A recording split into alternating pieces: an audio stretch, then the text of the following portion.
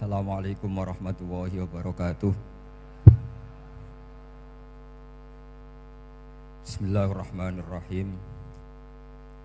Tabarakalladzi nazzalal furqana ala 'abdihi liyakuna lil 'alamin nadhira. Allahumma shalli wa sallim ala sayyidina Maulana Muhammadin wa ala alihi washabbihi asma'in amma ba'du. Ingkang sangat kula hormati, sangat kula takzimaken Kiai Haji Mustafa Bisri sedanten keluarga, Kiai Haji Yahya dan semua keluarga besar Bani Mbah Bisri Mustafa. Ingkang sangat kula hormati Profesor Dr. Al Habib Said Aqil Al Munawwar. Beliau adalah profesor ahli hadis juga sekaligus ahli tafsir yang sangat kita hormati dan yang hadir kita hormati. Mari bersama-sama nikmati audisi ini. Jadi ini saya digambar Mbah Mus untuk audisi. Jadi saya lulus apa enggak ya enggak tahu. Tapi saya pastikan tadi kalau Profesor Said Aqil Al Munawwar fasih membaca Al-Quran, saya akan menjadi kompetitornya, akan fasih memaknai tafsir Quran. Karena saya sudah tidak mungkin bersaing di suara. Orang tahu semua kalau suara saya itu jelek. Mungkin Allah mau bagi-bagi rezeki. Jadi kalau saya suaranya bagus, nanti tidak diundang jadi mufassir, diundang jadi penyanyi hadroh. Jadi sudah itu saya nikmati saja. Begini, saya dari awal itu sudah saya perkirakan. Jadi kalau nasib saya baik, itu kalau kalian tidak paham itu akan ngomong gini, wah ilmunya Gus Bak tinggi sehingga kita tidak paham. Itu kalau nasib sedang baik. Kalau nasib saya buruk, itu minim artikulatif sehingga menjelaskannya bulat, itu pasti nggak pinter orangnya, karena menerangkan saja tidak mudah difahami. Tapi kalau nasib sedang baik, sampeannya nggak paham malah muji ilmu saya yang tinggi. Padahal kadang nggak memahamkan, memang rumusnya itu salah sehingga bulat. Tapi insya Allah nasib saya malam ini baik. Begini, saya dulu pernah berdoa berkali-kali sama Allah Subhanahu Wa Taala bahwa saya ingin membaca Quran itu fasih fil makna. Fasih itu artinya jelas, runtutan logikanya jelas. Sehingga barokahnya fase itu logika Quran atau logika yang dibangun Quran itu menjadi benar-benar logika yang diterima siapa saja, termasuk diterima oleh orang kafir. Kita tahu Umar itu masuk Islam sebelum mondok apa enggak pernah mondok? Sebelum mondok, enggak pernah beliau ngaji tafsir. Enggak pernah mondok. Tapi beliau dengar Quran itu faham. Karena logika yang diutarakan Quran itu logika sesuai fitrah salimah, sesuai akal yang sehat. Saya di mana-mana cerita karena ini kebanggaan para mufassir. Ketika Jubair bin Mut'im bin Adi menceritakan bapaknya yaitu Mut'im bin Adi, beliau adalah orang yang sangat pintar sekali sehingga didelegasikan oleh kafir Quraisy untuk jadi negosiator di Asra Badrin. Jadi perang Badar itu kan ada Asra Badrin, orang-orang kafir yang ditawan Islam. Kemudian orang ini diutus untuk jadi negosiator. Singkat cerita pas datang ke Madinah, pas Rasulullah SAW baca surat Wattur wa kitabim mastur fi raqim mansur sampai ayat am khuliqu min ghairi syai'in am humul khaliqun, sampai ayat am khalaqus samawati wal ard. Di ayat itu Allah menceritakan kalau Tuhan-Tuhan yang kamu anggap Tuhan itu sebagai Tuhan, misalnya Lata, Uzza, Manat, enggak apa-apa kata Allah. Tapi kata Allah, saya minta bukti prestasi mereka apa kalau sebagai Tuhan itu. Apakah pernah ikut menciptakan langit bumi? Atau kalau enggak bisa menciptakan urun kata Allah, urun semen sak-sak kata Allah, sementing urun. Sehingga logika lalu terbangun, prestasinya apa? Tuhan-Tuhan yang kami tuhankan itu. Kata Allah, Qul ara'aytum ma tad'una min dunillah aruni madza khalaqu minal ardi am lahum syirkun fis samawati. Kalau mereka Tuhan, tunjukkan prestasinya ke saya, kata Allah. Apakah mereka terlibat dalam penciptaan langit dan bumi? Atau kalau nggak bisa menciptakan 100%, kata Allah setidaknya urun. Ya tadi urun semen, am lahum syirkun fis samawati. Syirkun maknanya urunan. Lalu ketuhanan berhala, Uzza dan sebagainya batal karena ayat ini. Orang kafir berpikir, wah ini tidak Tuhan karena nggak punya prestasi apa-apa. Lalu mereka secara ekstrim malah berpikir ateisme, tidak mengakui adanya Tuhan. Kalau nggak diakui adanya Tuhan, berarti alam raya ini dimulai dari ketiadaan. Logikanya berarti begini, hadhil maujudat khalaqahal adam. Langit yang karuan wujud, bumi yang karuan wujud, hewan-hewan yang karuan wujud, matahari, rembulan, lautan semuanya wujud. Kemudian semua maujudat ini dirumuskan khalaqahal adam, diciptakan oleh ketiadaan. Pertanyaannya adalah mahwal junun asyaddu min hada. Kegilaan apa yang lebih parah ketimbang ini? Karena sesuatu yang wujud dimulai dari sesuatu yang tidak wujud. Berarti sama dengan mengatakan hadhil maujudat khalaqahal adam. Semua yang enggak ada ini diciptakan oleh sesuatu yang enggak ada. Jadi semua yang ada diciptakan oleh sesuatu yang enggak ada. Maka Quran ketika ngetikan am khuliqu min ghairi syai'in. Apakah kalian semua atau mereka semua diciptakan min ghairi syai'in, min ghairi khaliqin maujudin. Saya ngecek di beberapa tafsir termasuk bukan kitab tafsir tapi maknanya sama seperti di Ihya. Masa alam raya seindah ini, seeksistensi ini, senyata ini kemudian diciptakan oleh sesuatu yang tidak ada. Mereka akhirnya mikir, ya harus diciptakan oleh sesuatu yang ada. Nah, karena sesuatu yang ada ini posisi pencipta, maka harus berstatus super. Nah, super ini oleh ulama dibahasakan wajibil wujud. Maka zat yang menciptakan ini namanya zat sing wajibil wujud. Lalu wajibil wujud ini oleh Islam disebut Allah Subhanahu wa ta'ala. Kayak apa fasihnya Quran bikin logika? Atau orang yang jadi Tuhan itu yang mengklaim sebagai Tuhan? Itu juga mungkin, yang penting mewujud. Siapa itu? Fir'aun. Fir'aun itu mengaku sebagai Tuhan. Dia sudah sah dari segi dia wujud. Namanya orang wujud punya eksistensi, mungkin berkreasi. Saya ulang lagi, namanya orang wujud punya eksistensi, tentu mungkin berkreasi. Tapi pertanyaannya begini, ketika Musa tanya, pertama ditanya Musa, lalu kamu kalau menyembah selain saya, nyembah siapa? Kata Musa, Rabbul Alamin. Siapa Rabbul Alamin? Rabbus samawati wal ardi, yang menuhani langit bumi. Terus kata Fir'aun, tidak jawab, manggil Haman. Haman, kamu kan arsitektur, coba ibnili sorhal ali abluhul asbab. Ya Haman ibnili sorhal ali abluhul asbab. Bangunkan sah piramida yang tinggi, la'ali at-tali'u ila ilahi Musa, saya ingin melihat Tuhannya Musa. Lalu kemungkinan Tuhan di bumi, kata Fir'aun, ma'alim tulakum min ilahin ghairi. Kemana-mana saya melihat yang jadi Tuhan saya. Musa ngerti kalau Fir'aun ini pekok cara bahasa Jawa itu menerangkan sifatnya Allah itu dengan sifat yang sederhana, tapi justru dengan sederhana ini Fir'aun tidak bisa jawab. Terus Nabi Musa ganti argumentasi, Rabbukum wa Rabbu abaikumul awalin, yang nuhani nenek moyang kamu, leluhur kamu. Itu terperangah, kagetnya bukan main Fir'aun.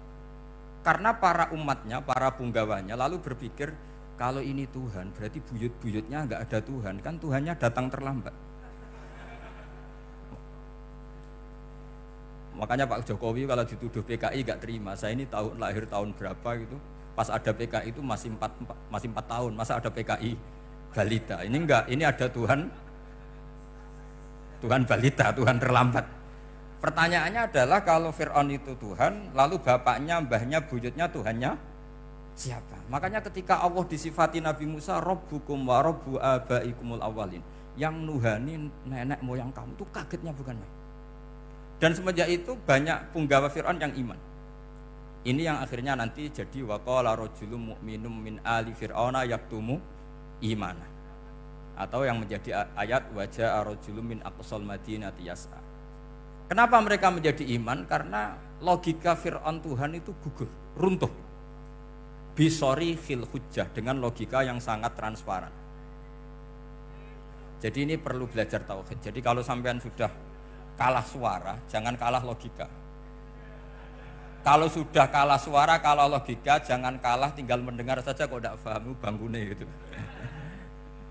Jadi ini sering saya utarakan. Makanya banyak ulama mengatakan fasihu ibaratil Quran itu bukan sekedar notnya atau sajaknya kalau boleh dibilang saja, tapi karena runtutan cara berpikirnya. Maka kelihatan sekali di tema-tema Quran. Ketika nyifati Allah Rabbus samawati wal ardi tidak mengalahkan Fir'aun, justru dengan sifat yang ringan Rabbukum wa Rabbu abaikumul awalin bisa mengalahkan Fir'aun. Nah, kenapa sekarang orang tidak fasih baca Quran? Karena tadi perangkat itu tidak cukup. Saya berkali-kali matur, juga sering matur Mbah Mus. Saya itu masih belajar Al-Ibris, Mbah Misbah, Marbawi, semua khazanah tafsir, baik yang bahasa Jawa, bahasa Melayu itu masih saya pelajari. Termasuk saya pelajari lughatnya. Mulai lughat yang setengah benar sampai macam-macam. Saya tadi matur sama Profesor Said Aqil Al-Munawwar. Memang bacanya harus urut Said Aqil Al-Munawwar. Karena sekali salah Said Aqil Sirat. Sebenarnya enggak apa-apa, ini sama-sama orang alim. Cuma enggak tahu nasib di publik ini, enggak tahu saya ya, macam-macam lah gitu. Namanya orang banyak. Enggak usah dijelaskan. Tapi semuanya baik. Saya pernah ketemu Pak Said Aqil Sirat itu bilang gini, Gus, orang jadi wali itu sebabnya dua. Mungkin kalau kayak jenengan banyak pecintanya, yang doakan banyak. Kalau saya banyak yang benci, wah itu ngilangi dosa gitu kan. Batin ku dasar wong alim bener woy. Jadi beliau nikmati memang itu.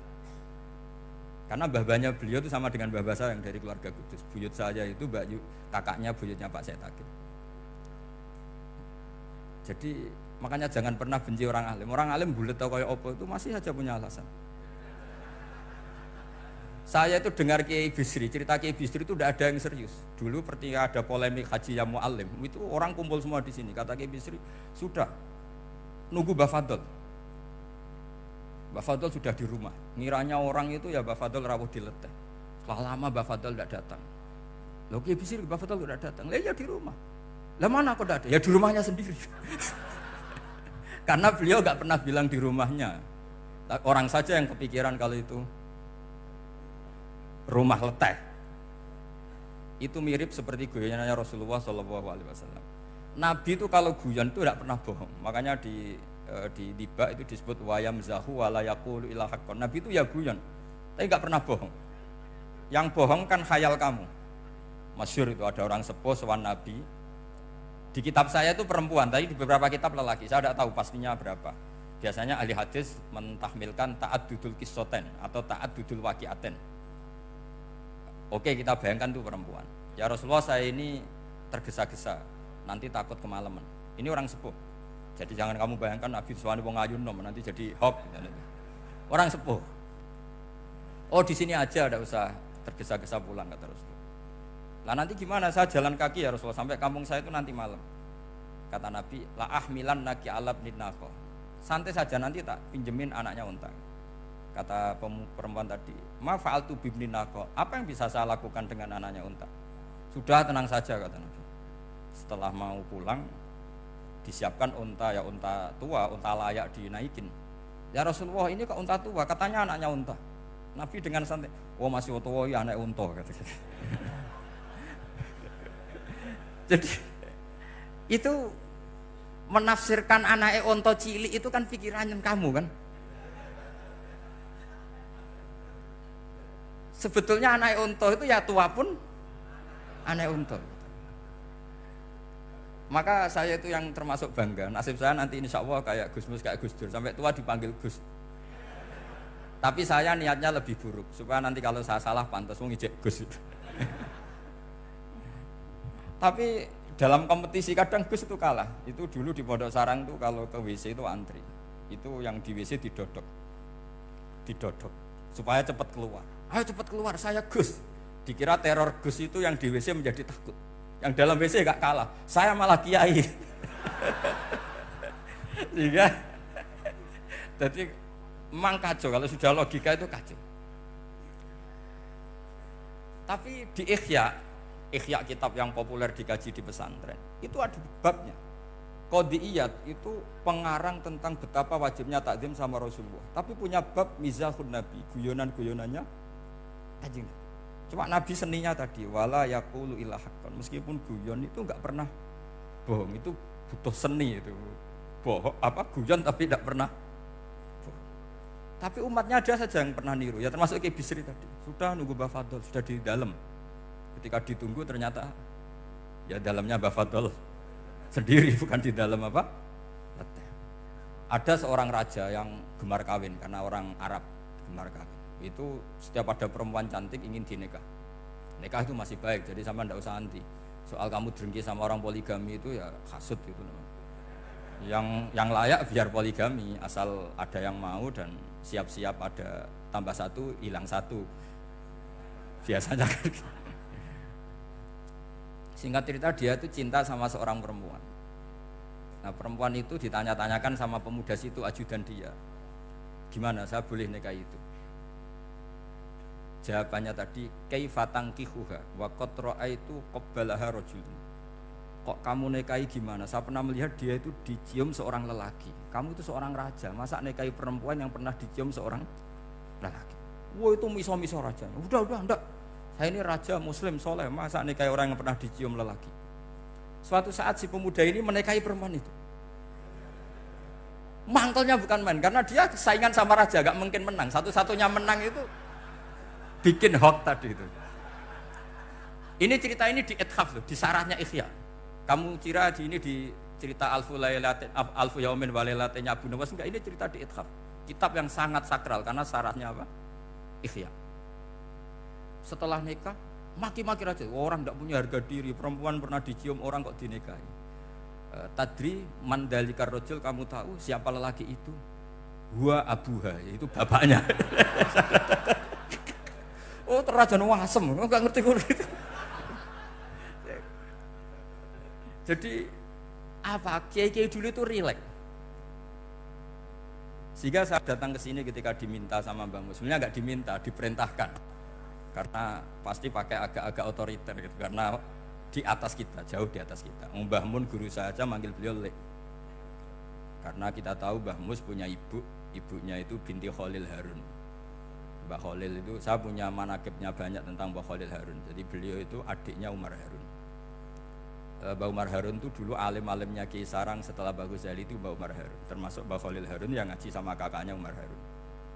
Setelah beliau alim alama, singkat cerita setelah menyelesaikan pendidikan, pindah ke Kasingan itu dibawain santri oleh kakaknya namanya Umar Harun. Nah Mbah Harun itu punya istri namanya Mbah Sinto, itu saudaranya Mbah Ghazali. Makanya Mbah Mun manggil Mbah Mus itu Lek, karena Mbah Mun ke Mbah Ghazali itu Mbah Mun Nyai Mahmudah binti Ahmad. Ahmad ini bin Su'aib. Su'aib ini juga menantunya Mbah Ghazali. Terus Mbah Ghazali, berarti Mbah Mun dari Mbah Ghazali generasi kelima. Kalau Mbah Mus kira-kira ya Mbah Mus, Nyai Bisri, Mbah Khalil. Nah Nyai Sinto ini sudah saudaranya apa? Mbah Ghazali. Berarti Mbah Mun dengan Gus Mus itu kalah satu tokoh di urutan nasab, makanya manggil apa? Lek. Tapi Mbah Mus orang baik, tidak pernah manfaatkan itu. Yang sering manfaatkan Mbah Nawawi itu. Karena pernah sepuh itu, wah sembrono kalau sama saya itu. Saya di mana-mana itu digosipkan murid beliau. Ya saya ikhlas saja, itu satu-satunya harga diri Mbah Nawawi, ya saya ikhlas. Saya ikhlasnya, jadi karena memang saya manggil beliau juga memang pernah nyembah. Buyut saya kandung itu namanya Maimunah, itu mbaknya Mbah Dowi. Jadi saya ini juga Bani Lasem. Buyut saya kandung namanya Maimunah, istrinya Mbah Umar bin Arabi. Melahirkan mbah saya sampai ibu saya sampai saya. Saya teruskan. Jadi cobalah Quran itu dibaca secara fasih. Kalau ingin baca fasih caranya gimana? Kamu harus belajar balaghah, belajar lisanul Arab, belajar mantek, belajar logika. Nah, kalau logika itu tidak sampai, cari muhalnya. Ini fatwanya Said Robdon Al-Buti, juga fatwanya semua ulama usul fikih. Saya ulang lagi ya, kalau logika kamu nggak paham, cari sisi muhalnya. Saya ulang lagi, cari sisi muhalnya. Misalnya kamu angan-angan tentang Allah nggak tok. Sedurunge Allah iku sapa? Misalnya kamu angan-angan gitu. Sama agama tentu itu dilarang, tapi orang filsafat tetap saja nyari itu. Lalu hentikan pencarian itu, yaitu tadi katakan saja hadhil maujudat yastakhilu ayyakhluqahal adam. Sesuatu yang maujud tentu enggak mungkin disebabkan oleh sesuatu yang tidak ada. Fa innal adama la yu'athiru aslan wala yakhluqu aslan. Namanya sesuatu yang enggak ada pasti tidak berstatus pencipta. Namanya saja enggak ada. Akhirnya la buddha min ayyasbiqo hadzal alam maujudun. Maka alam ini harus didahului sesuatu yang maujud. Lah maujud ini yang oleh Islam disebut Allah Subhanahu wa taala. Sudah selesai di sini. Tinggal delok TV, tinggal ngopi, turu sampai setannya setruk karena nunggu mau bikin was-was itu lagi. Loh, saya itu termasuk kiai paling sering lihat sinetron. Kadang ya lihat Mak Lampir itu sering sekali. Sampai istri saya itu protes, Gus, dengan kata orang banyak orang alim kok senengani delok Mak Lampir. Karena setan mau menggoda saya tentang berpikir Allah. Jadi dia ngenteni. Kok malah mikir Mak Lampir gitu. Setelah lihat Mak Lampir biasanya saya itu lapar, terus makan. Habis makan tidur. Setannya masih nunggu mau was-was. Ternyata saya habis bangun ngopi lagi. Kadang lihat berita orang ditangkap KPK, macam-macam. Ini penting saya utarakan supaya setan itu tidak menang. Jadi ciri utama setan itu kata Rasulullah SAW, setan ini goda umatku, hadhil jibal khalaqaha Allah, hadhil ardo khalaqaha Allah, hadhil bihar khalaqaha Allah, faman khalaqaha Allah. Itu makanya banyak orang jurusan filsafat keblinger karena tanya Allah itu siapa. Kata Rasulullah, jika sampai ini maka kamu harus berhenti. Lu berhenti tanpa dialihkan ke yang lain kan susah. Tinggal aja lihat dulu sinetron. Ya paling gampang ya Mak Lampir, kan ada takut-takutnya sedikit gitu. Karena kalau lihat sinetron anak-anak milenial itu kalau ada artis cantik sampai nangis. Karena istri kamu tidak seperti itu. Jadi ini trik ya. Trik supaya melihat TV tapi tidak nyesal. Makanya saya milihnya Anggreng Darmo, Mak Lampir. Ya saya nggak mikir maknanya, butuhnya setan ben mangkol itu. Karena ngenteni saya mikir itu ternyata tidak mikir itu lagi. Jadi makom saya itu beda, sama-sama lihat sinetron. Mungkin saya jadi wali karena lihat sinetron. Mungkin ya. Makanya banyak wali itu nggak bisa diduga. Banyak orang jadi wali itu justru karena makan, justru karena melakukan hal-hal yang cara orang banyak itu salah. Itu Abu Yazid Al-Bustami itu pernah tanya sama Allah. Kak Haman nggak usah bayangkan caranya, tanya gimana. Enggak wali ya enggak tok. Sudah enggak usah tanya itu. Tanya gini, ya Allah, orang sesregep saya dalam ibadah sedekat ini sama jenengan. Lalu saingan saya dekat jenengan masuk surga itu siapa? Sama Allah ditunjukkan orang yang tidur, itu tidur yang. Ya teman kamu yang tidur di kamar. Enggak terima Bu ya, ini gimana kok bisa setingkat saya orang yang tidak tidur gitu. Yang saya ibadah terus istighfar terus. Tapi jawabannya Allah nih. Kowe ibadah terus itu mergo wedi aku. Jadi kan nganggep aku iku rodok-rodok jahat gitu. Iki tuh ratu mergo yakin aku apian, mengane ditinggal turu. Jadi sampean jangan tiru makom saya ketika tidur. Itu punya kelas khusus. Tapi jangan tiru, ini cerita saja, sampean ndak harus niru. Karena sampean kalau niru itu harus ada Abu Yazidnya. Abu Yazid sudah enggak ada. Tapi itu ilmu. Ilmu yang cocok ndak cocok harus kita kaji. Saya tadi jagungan sama beliau, sama Profesor Said Akil Al-Munawar. Beliau cerita sebetulnya sekolahan saya itu tentang usul fikih, tapi terkenal saya profesor tafsir. Tapi saya suka ilmu usul fikih, meskipun korbannya ya banyak. Biasanya orang jadi liberal gara-gara ya usul fikih. Sebenarnya nggak perlu dipikir lah, itu macam-macam lah. Begini, dalam usul fikih yang mainstream itu kan ada hukum wajib, haram, ya makruh, terus macam-macam lah. Termasuk ada mubah. Mubah itu boleh dilakukan, boleh ditinggalkan. Dalam ilmu usul fikih sebetulnya definisi mubah boleh dilakukan, boleh ditinggalkan itu salah. Karena begini, setiap Anda melakukan sesuatu yang mubah, pasti di saat itu meninggalkan sesuatu yang haram. Saya ulang lagi ya. Itsma min mubahin illa wa yatahaqqaqu bihi tarku haramimma. Semua teks di Lubul Usul seperti itu. Memang saya hafalkan karena ini cara saya jadi wali yang mudah murah. Itsma min mubahin illa wa yatahaqqaqu bihi tarku haramimma. Fayatahaqqaqu bisukun tarkul qatli wa bisukut tarkul qadzaf. Terus beliau membuat sekian contoh. Hukum mubah itu kata ulama yang lain kan boleh dilakukan, boleh ditinggal. Itu tidak benar. Mubah itu ya wajib. Karena setiap kita melakukan mubah maka saat itu berarti kita meninggalkan barang haram. Coba orang tidur itu artinya apa? Tidak zina, tidak maling, tidak selingkuh, tidak mabuk. Sampean di pondok nikmati jagongan, rokokan, ngopi. Artinya nikmati rokok, nikmati kopi, tidak menikmati tontonan di bar. Makanya kita berharap malaikat itu belajar usul fikih sehingga ketika kita rokok di pondok dilihat hada taroka melihat bar, wahada taroka melihat dangdutan, wahada. Jangan sampai malaikat bilang gini, dasar kere rakra delok. Itu repot kalau sampai berpikir gitu. Nah, kalau mubah itu artinya tarkul haram. Tarkul haram itu wajib apa sunat? Wajib kan? Berarti setiap orang melakukan mubah hakikatnya melakukan wajib dan itu artinya dapat pahala. Salah sampean ngajine ra khatam, dadi nglakoni mubah iku mengira tetep mubah. Maka berbahagialah orang yang ngajinya khatam. Makanya setahu saya kiai-kiai Mbah Mun ya sering guyon. Setahu saya Mbah Mun kalau ketemu Mbah Mus ya guyon terus. Guyonnya ini adalah waminal qutbi kata Imam Ghazali. Qutbu hadaddin al-istilzat bil mubahat.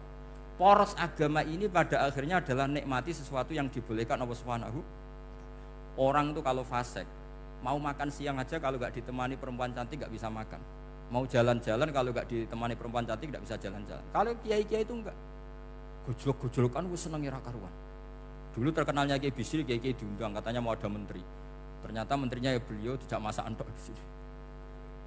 Karena maknanya menteri itu pembantu presiden. Semua kita adalah bantu presiden terlaksananya kedamaian itu. Loh iya kan? Saya berkali-kali ngomong di mana-mana. Apa artinya menteri pertanian kalau kita tidak nanam padi? Mbok pinternya kayak apa tetap nggak ada ketahanan pangan. Sekarang menjadi ketahanan pangan itu rumusnya menteri apa karena petani mau nanam padi? Itu hakikatnya membantu presiden dalam ketahanan pangan. Cuma petani lebih keren karena tidak butuh digaji. Kalau menteri ya keren tapi kurang keren karena masih dapat apa? Gaji. Agak tunggalil anak mikir untuk gaji. Nah petani enggak mikir nggak dapat gaji. Oh, itu keren. Selalu rakyat lebih keren dibanding pejabatnya. Memang gitu aturannya begitu. Aturannya begitu. Kamu saja yang kurang syukur. Jadi rakyat tuh gremeng enak jadi menteri. Ya sudah itu hak kamu, tapi saya tidak berpikir seperti itu. Maka saya ulang lagi ya. Kenapa saya ngomong seperti ini? Supaya tadi saya sudah bilang, saya sudah enggak menang dalam suara, harus menang dalam logika. Karena ini audisi, ini audisi. Di kabar Mbah Mus, nanti yang menang siapa tidak tahu saya. Tadi Pak Mu'ad, sekarang saya, kemarin Gus Yofur enggak tahu saya. Nanti masuk nominasi apa enggak tahu. Begini. Kalau artinya fi'lul mubah itu tarkul haram, saya ulang lagi. Kalau fi'lul mubah itu artinya tarkul, maka mubah ini spesial sespesialnya. Sehingga Allah kadang ngendikan sederhana sekali. Wa min ayatihi manamukum billaili wan nahar. Termasuk ayatnya Allah adalah kamu ditakdir tidur malam hari maupun siang hari. Kalau kamu enggak malam hari, subuh hari, pagi hari, siang hari. Kenapa dihitung wa min ayatihi? Sekarang kalau ada pakar medis, pakar kesehatan bilang ini kalau kurang istirahat mati, kalau kurang istirahat jantungan. Berarti tidur adalah menghilangkan penyakit jantung. Obat paling mandi dengan orang rutin tidurnya itu masih mandi orang rutin tidurnya. Kamu beli obat harganya 1 miliar tapi gak pernah tidur 3 hari, tetap taqabbalallahu minna minkum taqabbal ya karim. Maka yang penting itu obatnya apa tidurnya? Tidurnya yang dibantu obat. Tapi kalau obat tok gak dibantu tidur masih sakit. Berarti penting mana tidur sama obat? Karena penting tidur wa min ayatihi. Orang kayak sampean sering delok YouTube, delok gambar macam-macam. Barokah mana dengan tidur? Wong nak melek mripate delok macam-macam. Barokah tidur. Jadi tidur adalah perlawanan terhadap keinginan melakukan haraman. Ya, saya ulang lagi, tidur itu adalah perlawanan terhadap keinginan melakukan keharaman. Jadi kalau mau tidur nyati gini, ya Allah, siap tidak berangan-angan tentang maksiat, terus tidur. Oh itu wa min ayatihi. Jangan kok gak di duit terus ngombe sing akeh ben iso ngantuk. Wah ini tidur yang untuk melawan kemiskinan. Supaya lupa utangnya tidur, lupa kasusnya, itu udah akan jadi wali yang seperti itu. Kalau jadi wali tak gugat gitu. Nah, sehingga karena mubah itu tarkul haram, Allah itu sering menghitung ibadah yang super itu halal mubah. Misalnya Allah ngendikan kulu washrobu, kamu harus makan. Sekarang gini, jaga kesehatan itu wajib enggak? Wajib. Kalau saya tidak sehat tidak bisa ngaji di sini. Apalagi Mbah Mus kalau nggak sehat ditunggu orang se-Indonesia fatwanya. Dan di antara cara sehat kamu harus makan. Kalau nggak makan sakit. Lalu makan dengan posisi menyehatkan orang yang bisa fatwa, bisa mulang, bisa macam-macam. Posisi ini super apa tidak super? Super. Maka Allah kadang sederhana ngendikan ibadah itu kulu wasrobu jom kowe yo mangan yo. Tapi ayat ini menjadi tidak hebat kalau dibaca orang tidak pernah ngaji usul fikih. Pangeran piye to? Trimo ngongkon mangan kowe dikongkokno kulu. Wis ora usah ngono ya wis mangan. Rusak Quran kena makna ngono iku rusak. Kamu tahu superiornya ayat kulu wasrobu kalau belajar fa inna fi'lal mubah berarti tarkul haram karena saat melakukan mubah artinya tarkul haram. Dan tarkul haram itu penting. Sekarang gini, merusak diri sendiri haram apa enggak? Haram. Untuk supaya tidak rusak kamu harus makan. Berarti makan wajib apa sunat? Wajib. Lho sing haram itu kalau tulung piring dintekno. Nah, dengan cara pemaknaan seperti ini Quran akan superior. Bahkan di ayat-ayat yang kelihatannya sederhana, kulu washrobu wala tusrifu. Ketika Nabi Musa dimenangkan mengalahkan Fir'aun, itu Allah firman pertama gitu, kamu harus makan mimma razaqnakum. Cuma syaratnya wala tadghaw fihi fayakhilla alaikum ghadab. Kalau kamu berlebihan nanti dapat ghadab saya. Nah, khawatir saya kalau ilmu ini sudah hilang terus ayat-ayat yang biasa tentang kemanusiaan dikira biasa. Padahal ayat ini super, misalnya nikah. Nikah itu oleh Allah, perempuan yang kita nikahin itu oleh Allah disebut surga. Saya punya bukti, misalnya gini ayat ya, wala tangkihul musyrikati hatta yu'min wala amatum mu'minatun khairum min musyrikati walau a'jabatkum. Terusannya ayat wala tungkihul musyrikina hatta yu'minu wala abdu mu'minun khairum min musyriki walau a'jabakum. Terusannya ayat ulaika yad'una ilan nar. Para musyrikah yang ingin kamu nikahi karena mereka non muslim atau kafirah atau musyrikah itu hanya mengajak kamu masuk neraka. Maksudnya ngajak itu kan bisa saja kamu tertarik perempuan tadi sampai kompromi merubah akidah kamu. Terusannya ayat wawahu yad'u ilal jannah.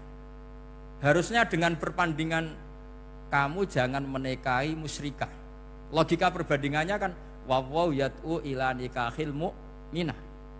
Saya ulang lagi, harusnya muqabalahnya kan wawahu yad'u ila nikahil mu'minah. Allah mengajak kamu supaya menikahi mu'minah. Tapi kata mukminah sama Allah diganti wawahu yad'u ilal jannah. Allah mengajak kamu masuk surga. Ila nikahil mu'minah. Artinya gini, setiap kamu hubungan intim sama istri kamu itu adalah menjadi kamu tidak zina. Jadi kalau kamu tidak zina, barokahnya istri kamu ini penopang kamu masuk surga. Makanya Rasulullah pernah ditanya ibadah itu apa saja. Nabi secara ringan diantara jawabannya wa fi buti ahadikum shadaqah. Sudah kamu ngumpuli istri kamu itu ya ibadah. Terus kata sahabat-sahabat, ya Rasulullah ayati ahaduna syahwatahu wa walahu ajrun. Yang benar saja Rasulullah, masa urusan gitu dapat pahala gitu. Nabi jawabannya ya enteng, alai salawaduha fi haramin aka'ana ali wisrun. Kalau dia salah yang dikeloni kan ya dosa. Berarti kalau ngeloni yang benar juga pahala. Berarti istri kamu itu jannah surga. Cuma jannah yang agak aneh karena rewel itu agak aneh. Jadi itu jannah yang agak aneh. Maka supaya jannah ini tidak aneh, kata Rasulullah itu cara bersuami istri itu kata Rasulullah halla jariyatan tula ibuka wa tula ibuka. Sebagian riwayat halla jariyatan tudhahikuha wa tudhahikuka. Kamu cari perempuan yang gampang guyon, gampang rileks. Mula abah itu rileks, mudhahaka ya rileks. Saya berkali-kali cerita, saya ini termasuk orang yang nggak pernah diskusi penting sama istri saya. Karena takut tegang. Biasanya kalau tegang itu yang suaminya kalah. Jadi saya itu nggak pernah diskusi penting. Saya kemarin mau ke Pasuruan ya, mau ke Peloso itu ditanya mau kemana? Ya tidak tahu. Terus pulangnya kapan? Ya enggak tahu. Wong kok rohan. Ya saya senang saja. Enggak roh itu artinya kan bodoh. Orang bodoh itu enggak mukallaf, artinya enggak dosa kata saya. Jadi saya ngambil hikmahnya saja. Anda takut, ditakoki kok jawabannya ora jelas. Ora jelas itu misteri. Memang dunia itu penuh misteri. Pokoknya tak itu. Pokoknya yang kira-kira itu jadi tidak penting. Rasulullah tuh kalau debat sama istrinya ya milih gitu, milih mula abba mudhahaka. Saya punya sekian cerita betapa Rasulullah tuh rileks ngadepin cemburu-cemburunan. Sayyidah Khadijah tentu orang yang super bagi Rasulullah. Sampai ketika adiknya Sayyidah Khadijah, kalau nggak salah namanya itu Halah itu, kalau datang itu Rasulullah itu menjamu karena mengingatkan suara Khadijah. Kalau muji Khadijah itu sudah langit Rasulullah. Sehingga Aisyah itu cemburu. Bagaimana Anda selalu muji Khadijah? Waqad abdalakallahu khairan minha. Allah mengganti yang lebih cantik ketimbang Khadijah dan lebih muda. Maksudnya Aisyah. Kenapa masih muji yang sudah meninggal? Tua lagi kan. Gantian Sayyidah Fatimah yang tersinggung karena ibunya ditua-tuakan. Itu ketika Fatimah cemburu, mangkelnya sama Sayyidah Aisyah. Mangkel manusiawi loh. Enggak usah kamu jadi Syiah terus benci Aisyah itu. Karena kalau kamu jadi benci Aisyah berarti kamu nganggap Aisyah itu salah. Dan itu efeknya di Rasulullah, berarti Rasulullah milih istri yang salah. Makanya kita ini madzhabnya ahli sunnah. Abu Bakar tidak mal'un. Kenapa tidak mal'un? Kalau kamu bilang Abu Bakar mal'un berarti Rasulullah salah pilih teman. Umar tidak mal'un karena Rasulullah pasti milih teman yang benar. Begitu juga milih istri yang benar. Dalilnya tidak usah jauh-jauh. At-thayyibatu lit-thayyibi. At-yabut thayyib tentu Rasulullah. Berarti istrinya pasti thayyibah. Jadi madhab ahli sunnah adalah madhab sing jelas-jelas min baini farthi wa damil labanan khalisan sa'iwal lisyari. Jadi kalau kamu cari logika gampang saja. Nabi itu thayyib, bahkan at-yabut thayyib. Padahal kata Allah at-thayyibatu lit-thayyibin. Ya jelas ya. Jadi ini tidak usah dimasukkan hati tentang konfliknya Aisyah dan Fatimah, itu biasa saja. Yang satu bela ibunya, yang satu bela dirinya. Sebenarnya Aisyah itu nggak niat ngeritik Khadijah, ingin diperhatikan Rasulullah saja. Terus ketika Sayyidah Fatimah matur ya Rasulullah, saya supaya ngalahkan Aisyah itu gimana? Karena ibu saya sudah meninggal, ya memang cantik dia, muda dia. Dan tahu betul orang kalau Nabi itu sangat mencintai Aisyah. Kata Rasulullah, bilang gini saja, tetap hebat ibu saya. Karena ibu saya dapat Rasulullah rondo untuk Joko. Kowe ayu kaya apa, iku untuk dudo. Jadi rileks saja Rasulullah. Akhirnya, ya semenjak itu enggak ngeritik lagi, bahaya ini kalau ngeritik. Khadijah itu kan sudah umur 40 tahun. Janda dapat Joko. Aisyah perawan untuk dudo. Keren mana? Keren Khadijah. Jadi tidak semua masalah itu Nabi itu menyelesaikan cara ekstrim. Nabi itu biasa mula apa? Santai rileks. Nah, kalau para mbak-mbak ini ingin jadi surga yang enggak aneh, syaratnya jangan rewel, karena di surga itu enggak boleh ada orang rewel. Tapi kalau enggak rewel sementara suami kamu enggak bener, ini namanya goblok. Maka kata Mbah Mun kalau ngijazahi santri-santrinya, "Cung, bojomu kudu rewel, cung. Enggak ngono fakir," kata Mbah Mun.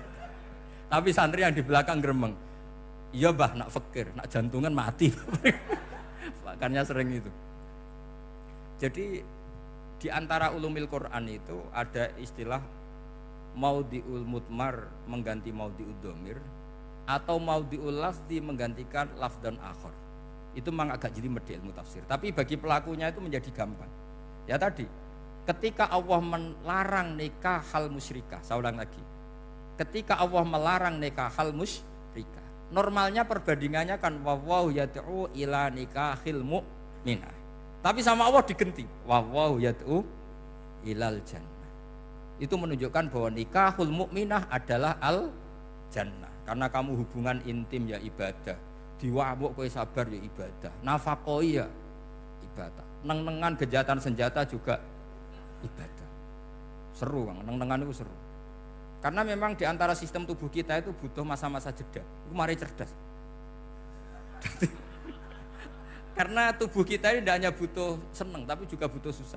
Susah itu melahirkan kearifan. Jajal bojomu tahu minggat, mesti kearifan kamu meningkat. Jadi minggat itu ya penting. Nikmati saja. Loh, ini saya nggak ngajari keburukan. Memang seperti itu. Nah saya berharap ilmu usul fikih ini tidak boleh hilang.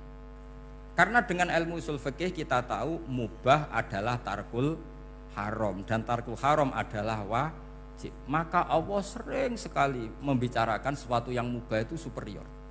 Kayak tadi wa min ayatihi manamukum billaili wan nahar. Termasuk ayatnya Allah adalah kamu itu tidur. Cara berpikir tadi, kalau saya tidak tidur sakit, kalau sakit habis biaya banyak. Sementara tidur hanya butuh seperti ini. Betapa baiknya Allah dengan tidur bisa menjaga kesehatan yang kalau tidak dijaga berbiaya tinggi. Berarti hadan naumu naumul ibadah. Terus ulama bilang tidur itu ibadah kalau niatnya litaqawi alal ibadah. Tapi nak wae blojo turu lah itu sing masalah. Tapi tentu ilmu itu ada pembanding. Sekarang ketika kamu tidur itu tarkul wajib apa tarkul haram lah itu masalahnya. Seringnya kamu itu tarkul wajib. Wae mulang turu. Wae ngantor wong kerja turu. Lah itu tarkul haram atau tarkul wajib? Tarkul wajib. Kalau tarkul wajib berarti status tidur kamu haram. Sudah pinter ini sudah maju ini sudah maju. Jadi saya belajar usul fikih lagi-lagi karena untuk menjadi mufassir itu harus menguasai balaghah, menguasai usul fikih, menguasai lisanul arabi. Nah, lisanul arabi yang sering saya contohkan berkali-kali. Saya punya kitab namanya Ar-Risalah. Orisinil karangannya Imam Syafi'i. Saya baca beberapa kali khatam. Juga saya beberapa kali bacakan santri. Itu kalau memaknai Quran secara lisanul arabi itu gampang sekali. Gampang sekali. Ketika Imam Syafi'i mengatakan kamu boleh tayamum ketika bepergian dan saat bepergian itu tidak menemukan air. Syaratnya kamu tolabul ma', cari-cari dulu. Ketika ditanya sama ashabus Syafi'i, kenapa harus cari-cari dulu? Jawabannya enteng. Li'anna Allah ta'ala yaqul falam tajidu ma'an wala yuqalu liman lam yatlub lam yajid. Karena Allah ngendikan kemudian kamu tidak menemukan air. Di mana-mana tidak menemukan setelah mencari. Kalau belum mencari namanya tidak tahu. Jadi dari kata falam tajidu ma'an kemudian kamu tidak menemukan. Tidak menemukan berarti apa? Setelah mencari. Sehingga beliau mensyaratkan dicari-cari dulu baru berkesimpulan tidak menemukan. Nah setelah tidak menemukan kamu baru boleh tayang. Segampang itu ilmu usul fikih di depan Imam Syafi'i. Ulumul Quran dianalisis dengan usul fikih. Ketika ditanya kenapa Anda mensyaratkan nikah itu pakai wali? Ayatnya apa? Kalau hadisnya jelas, la nikaha illa biwaliyin mursyidin. Ayatnya apa? Imam Syafi'i secara enteng baca ayat fala ta'duluhunna ayyankihna azwajahunna idza taradhu bainahum bil ma'ruf. Jika wanita yang kamu waleni, saya ulang lagi, jika perempuan yang kamu walikan, misalnya kamu punya anak yang umur 20 tahun ingin nikah sama seseorang. Sing seseorang ini layak.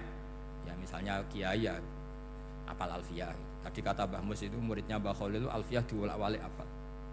Saking seringnya belajar alfiyah kata beliau sampai santri apal alfiyah wolak-walik tapi ra roh carane jamak kosor. Karena dulu pondoknya mau pondok nahwu. Jadi kayak di ngelirap itu. Tonggone nganti apal fa'ala yaf'ulu fa'lan. Cinone weh apal saking bedino itu pujiane ra selawatan fa'ala yaf'ulu fa'lan wa ma fa'lan wa fa'ilun. Jadi pondok ya macam-macam. Itu saat tadi sampai mana itu? Tentang apa? Wali nikah tadi. Di bab fikih, saya ulang lagi di bab fikih. Itu kata Allah, jika perempuan yang kamu walikan itu ingin nikah, fala ta'duluhunna, jangan kamu larang. Kata Imam Syafi'i, kalau seorang wali tidak punya hak mewalikan, maka larangan jangan menghalangi itu tidak ada gunanya. Misalnya gini, Zaid itu tidak punya utang saya ulang lagi, Zaid tidak punya utang saya. Memang ini ilmu logika, Zaid tidak punya utang saya. Terus sampean bilang ke saya gini, Gus Bah, Zaid ojo tageh. Itu omongannya wong aneh apa enggak? Aneh kan? Tapi kalau Zaid punya utang saya 1 juta, terus kamu menasihati saya, Gus Zaid ojo tageh, benar apa enggak? Wali itu punya hak melarang. Saya ulang lagi, wali berarti punya hak melarang putrinya tidak nikah. Sehingga diperintahkan Allah, kamu jangan pernah melarang. Berarti punya hak melarang. Kayak tadi, Gus ojo tageh, berarti aku dia hak nageh. Misalnya otoritas bandara ATR pesawat Boeing sekian-sekian Lion bolehkan landing di sini karena operatornya punya hak melarang, juga punya hak mengizinkan. Tapi kalau orang lain kamu bilangin pesawat Lion nggak boleh landing di Semarang, orang lain yang nggak terkait dengan otoritas itu, aneh nggak omongan itu? Aneh. Kalau wali dilarang menghalangi perempuan ingin nikah harus memberi izin maksudnya, maka berarti wali punya hak menikahkan. Paham yang saya maksud itu? Makanya Imam Syafi'i mensyaratkan seorang perempuan yang nikah harus pakai wali. Jadi segampang itu. Kitab Ar-Risalah menerangkan ulumul Quran. Dan dalam banyak hal ulama dulu tuh, makanya saya tadi berjanji karena Quran itu bisa kamu baca fasih, kamu dengerin suara enak ya enak, kamu dengerin logika yang enak ya enak. Jangan sampai kamu udah dua-duanya. Suaranya sudah tidak enak, logikanya tidak enak, itu kacau namanya. Ketika Imam Syafi'i ditanya, bagaimana hukumnya uzubah? Uzubah itu enggak nikah. Padahal ada hadis waman rohiba an sunnati falaysa. Kata Imam Syafi'i ya enggak apa-apa. Kenapa? Fa inna Allah ta'ala dzakara 'abdan sholihan wa qala wa sayyida wa hasura wa nabiyya minas sholihin. Allah menyebut nabi yang soleh, dan di antara nabi yang soleh itu ada yang berstatus hasur. Hasur itu tidak ada keinginan sama perempuan, akhirnya tidak nikah. Berarti tidak nikah itu boleh karena ada nabi yang tidak nikah. Segampang itu dulu. Saya punya kitab, saya ini baru gencar-gencarnya kampanye kitab Syajaratul Ma'arif. Karena memang kitab itu bagus, menurut saya simpel dalam memahami Quran. Jadi anggap saja ini bentuk penghormatan saya sama Ki Bisri yang sudah mengkhidmai, mengenalkan ulumul Quran lewat tafsir Al-Ibris. Yang Ki Misbah punya tafsir Al-Iqlin. Memang dua beliau itu kalau yang satu ngarang terjemah Alfiyah, yang satu yang ngarang satu. Ini dua kutub yang berbeda, yang satu sangat rileks, yang satu sangat seperti itu. Nggak usah diterjemah nanti jadi repot. Itu ulumul Quran yang ditulis Syajaratul Ma'arif itu gampang sekali. Misalnya begini, beliau bikin judul Babun Nafil Ibad Bikullil Bilad. Bab seseorang harus manfaat kapan saja dia berada. Itu terus beliau qala ta'ala wa ja'alani mubarakan ainama kuntu. Ciri utama para nabi itu ngendikan wa ja'alani mubarakan ainama kuntu. Saya dijadikan di mana-mana itu berkah. Jadi seseorang hidup harus di mana-mana manfaat. Terus ketika beliau ngendikan babun la yutrakul haqqu li ajlil batil, bahwa kebenaran tidak boleh ditinggalkan hanya karena ada banyak kebatilan. Beliau terus ngendikan inna sofal marwata min sya'airillah faman hajjal baita wa atamara fala junaha alaihi ayat tawafa bihima. Jadi di Sofa itu ada berhala namanya Isaf, di Marwah ada berhala namanya Nailah, atau sebaliknya pokoknya Isaf dan Nailah. Terus sahabat kalau mau sa'i itu merasa dosa karena harus melewati berhala-berhala itu. Sehingga mereka tanya, ya Rasulullah, saya ini tetap tawaf enggak? Padahal di tempat-tempat itu ada berhala. Terus kata Allah, tetap tawaf. Nah, tetap tawaf ini artinya apa? Melakukan barang hak meskipun di situ banyak kebatilan. Itu manhajnya para orang-orang alim kita. Mbah Mun, Mbah Mus itu ya berkawan sama orang yang macam-macam. Kamu enggak usah ngeritik. Itu fikihnya sudah kelas tinggi. Fikihnya tuh la yutrakul haqqu li ajlil batil. Saya di mana-mana cerita. Saya punya kitab namanya Khilyatul Auliya wa Tabaqatul Asfiya. Itu syarat kamu kalau daftar wali harus punya kitab itu. Khilyatul Auliya wa Tabaqatul Asfiya. Itu karangannya Abu Nu'aim Al-Asfihani. Kitab itu yang jadi indukan Ihya ketika menyebut manaqibul akhyar. Kita tahu Ihya kalau bab tasawuf mengikuti Kutil Qulub yang dikalang Abu Thalib Al-Makki. Kalau fikih tentu beliau mengikuti Imam Haromen gurunya, yaitu kitab Nihayatul Matlab fi Dirayatil Madhab. Kalau manaqibul akhyar beliau mengikuti kitab Khilyatul Auliya. Dan ngikuti itu penting kalau dalam tradisi kiai. Enggak boleh seorang kiai kok mikir sendiri, namanya mustakil. Kalau mustakil itu mubtadi', bikin tatanan baru dalam agama. Justru ulama itu harus niru sebelumnya karena sanad itu harus musalsal, enggak boleh. Imam Syafi'i bilang haram terus kamu bilang halal. Terus murid kamu bilang makruh. Terus muridnya kamu, ya pokoknya khilaful aula, enggak boleh gaya-gayanan gitu. Kalau di kampus plagiat itu dilarang, kalau di pondok itu wajib. Makanya banyak kalau tes itu ngerpek, karena belajar itu tanpa batas katanya. Lu kok ngerpek? Mboten ya, jari belajar kapan saja. Jadi mboten ngerpek, mutolaah pas tes. Jadi kacau tuh santri itu. Mutolaah tapi pas apa? Tes. Itu dalam kitab Khilyatul Awliya diterangkan. Uniknya rawinya itu siapa? Sufyan bin Uyainah, orang yang sangat khusyuk, gurunya Imam Syafi'i. Kita tahu Imam Syafi'i punya guru zaman di Mekah itu namanya Muslim bin Khalid Az-Zanji. Dalam hadis ngikuti Sufyan As-Sawri sama Ibnu Uyainah. Tapi beliau intisabnya lebih ke Imam Malik ketika ngaji apa? Muwatta. Terus beliau punya guru usul fikih namanya Muhammad bin Hasan Asy-Syaibani. Itu Sufyan bin Uyainah dalam kitab itu diceritakan pernah suatu saat Isa sama Yahya. Ini supaya saya tahu fikihnya Mbah Mun, fikihnya Mbah Mus. Isa sama Yahya itu satu nabi yang sama-sama muda, yang satu angkatan. Saya berkali-kali cerita, nabi yang satu angkatan itu ada 3. Tapi yang 2 ini enggak level, yaitu Ibrahim dan Lot. Tapi enggak level karena Lot itu adalah pernah keponakan siapa? Ibrahim.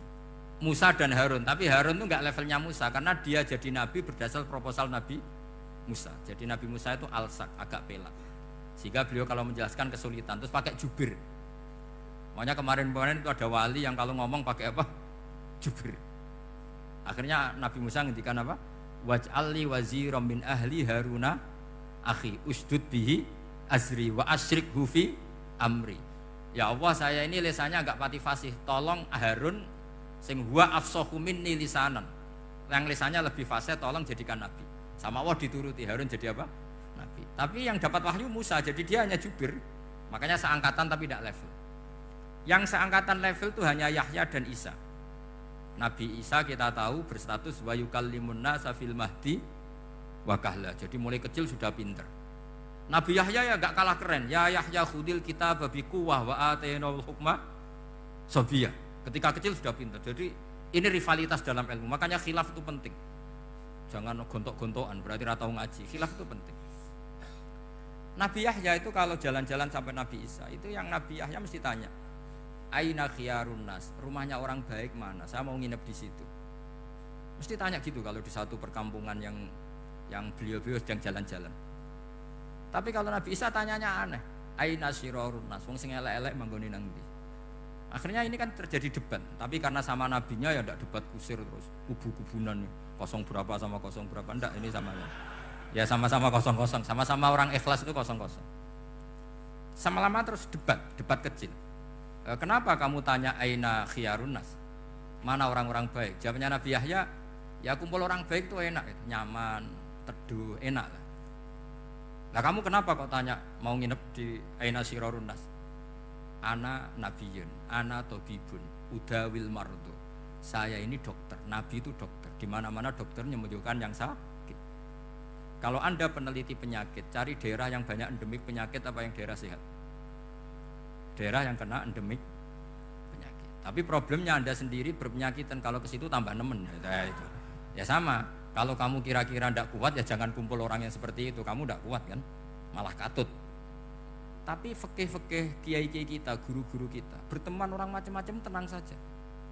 Karena mereka kekuatan kesalehannya sudah absolut, sudah kuat sekali. Ya tentu bi'aunillah wa bitaufiqi. Sehingga kamu tidak usah meki para guru-guru kita. Saya pernah didhawuhi Mbah Mun. Ya Jong ya aku wis ketemu Megawati. Piye-piye Indonesia kudu damai. Engko nak tukaran ya repot. Jane yo piye? Aku yo kiai. Artinya beliau harus ketemu karena untuk supaya Indonesia itu damai. Beliau anggap saja makili religius, Bu Mega makili apa? Nasional. Dan Indonesia damai itu kalau ada kerjasama antara kaum nasionalis dan kaum apa? Religi. Jadi yang namanya damai itu penting sekali. Sampai Rasulullah itu pernah berdamai sama orang yang jelas-jelas kafir. Apalagi Indonesia belum sampai seperti itu. Yaitu kita tahu dalam Sulhul Hudaybiyah, Nabi berakad damai sama Suhail bin Amr, padahal kafir. Nah, kalau kamu Qur'annya sudah seperti itu, maka Qur'an itu punya kekuatan yang luar biasa. Ketika Sayyidina Ali konflik sama Sayyidina Muawiyah, itu dirumuskan kita berdamai. Setelah kita berdamai, terus ada pertanyaan begini. Lalu orang yang sedang konflik itu nak ketemu raine, roh raine wis ra seneng. Ning dinggon jenenge konflik ketemu raine wis ra seneng. Oke, kita pakai mediator, kata Sayyidina Ali. Akhirnya Sayyidina Ali pakai mediator, Muawiyah pakai mediator. Terus orang Khawarij bilang, dalilnya apa mediator itu? Enggak ada Qur'annya. Itu orang Khawarij. Sama nggak usah tanya kalau orang sekarang yang apa Gus? Wah itu mari fitnah, itu provokator berarti tanya gitu. Singkat cerita terus Sayyidina Ali itu agak marah karena beliau terbentuk oleh Quran. Itu spontan Sayyidina Ali baca ayat wa in khiftum shiqaqa bainihima fab'atsu hakaman min ahli wa hakaman min ahliya. Jika suami istri menghadapi konflik, di mana-mana konflik roh raine kan gak seneng. Maka yang keluarga lelaki kirim mediator, yang keluarga perempuan kirim. Terus dari Sayyidina Ali, wa ummatu Muhammad a'dhamu min amri rajulin wa imra'atin. Umatnya Muhammad lebih serius ketimbang urusan lelaki dan perempuan. Wong suami istri saja kalau konflik butuh mediator, apalagi hadhil ummah. Segampang itu mereka istidlal. Jadi mediator dalilnya mana ya? Dalilnya wa in khiftum shiqaqa bainihima fab'atsu hakaman min ahli wa hakaman min ahli. Dulu Quran itu seperti itu. Nah sekarang problemnya Quran itu tidak dikaji seperti itu sehingga fasihul ibarat atau fasihul akli atau balaghatut ta'aqqul itu enggak ada. Makanya saya ini pengagum kitab Ibnu Hajar al-Asqalani yang nyarai Bukhari. Kata Ibnu Hajar al-Asqalani termasuk mukjizatnya Quran adalah al-iltizat al-akli. Akal itu menjadi nyaman. Itu uniknya yang dicontohkan seperti ngaji saya malam ini. Misalnya Allah ngendikan am khuliqu min ghairi syai'in, yang namanya maujudat tentu diciptakan sesuatu yang maujud. Karena akal akan tersiksa ketika dicekoki gini, hadhil maujudat khalaqahal adam. Tersiksa enggak akal kamu sebagai orang waras dicekoki pikiran hadhil maujudat khalaqahal adam. Ini maujudat disebabkan oleh ketiadaan. Mesti kowe ra iso turu. Barang rono kok iso gawe iku piye? Nah ini yang dimaksud dalam ilmu tasawuf ala bidzikrillah tatmainnul qulub. Jadi cara tenangnya hati itu macam-macam. Nak wong toreko ya wong kon wiridan. Nak kaya kula rada ahli akal, wis meneng. Alhamdulillah di pangeran sing wujud. Berarti hadil maujudat khalaqahal maujud. Berhubung maujud ini pencipta berstatus super. Super itu dalam agama disebut wajibul wujud atau musabbibul asbab atau kausa prima mbah lah sauni-uni. Sing penting iku ora hadil maujudat khalaqahal ada. Makanya kata beliau Nabi itu bukan sekedar jamal suratan, ganteng secara perawakan, secara fisik enggak, tapi juga Nabi punya jamalul akal. Akalnya itu nyaman. Yaitu kita disuruh iman dengan sesuatu yang memang kita nyaman. Seperti kita disuruh iman bahwa alam ini diciptakan oleh Allah, oleh al-mawjud yang super. Kan terus nyaman. Coba kalau kamu diajarin Islam, alam ini yakini yang menciptakan adalah ketiadaan. Oh kamu kuliah sampai profesor sampai dokter pusing, ini ajaran apa? Sesuatu yang tidak ada menyebabkan sesuatu yang ada. Yaitu namanya termasuk ajaran ini indah karena ada al-iltizat al-akli, kenyamanan apa berpikir karena terus nyaman. Ya saya kira demikian, ini audisinya selesai. Assalamualaikum warahmatullahi wabarakatuh.